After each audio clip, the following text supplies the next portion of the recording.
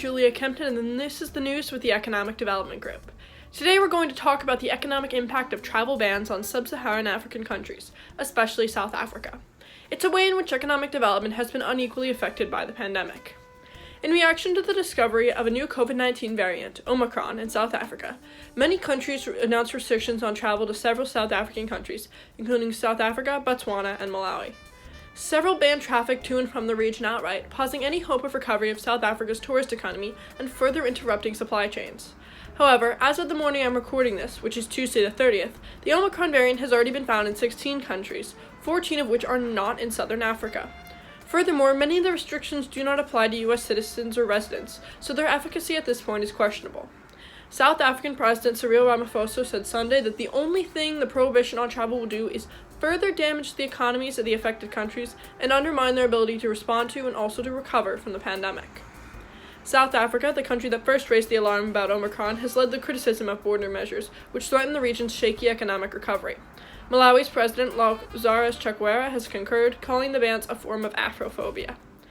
Matshidiso Moeti, the World Health Organization's regional director for Africa, has said that putting in place travel bans that target Africa attacks global solidarity. One New York Times columnist even argued that the U.S. and other countries should pay South Africa with special humanitarian aid to reward it for its quick sequencing and discovering of the new variant. After all, there was evidence that the variant was present in the Netherlands as early as November 16th, a week before the World Health Organization declared it a variant of interest, but only South Africa quickly and efficiently sequenced positive COVID cases and alerted the world medical community to the risk of the new variant.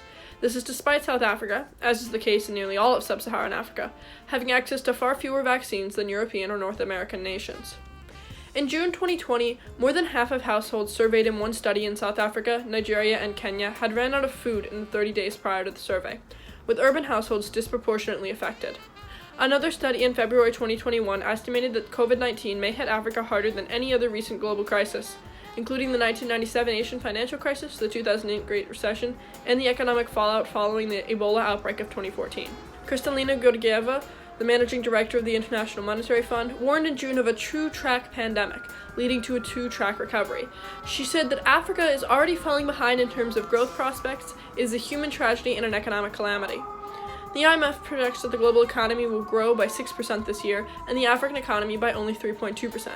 With these new travel restrictions and the prospect of yet another variant-driven wave of the pandemic, that projected growth may contract further.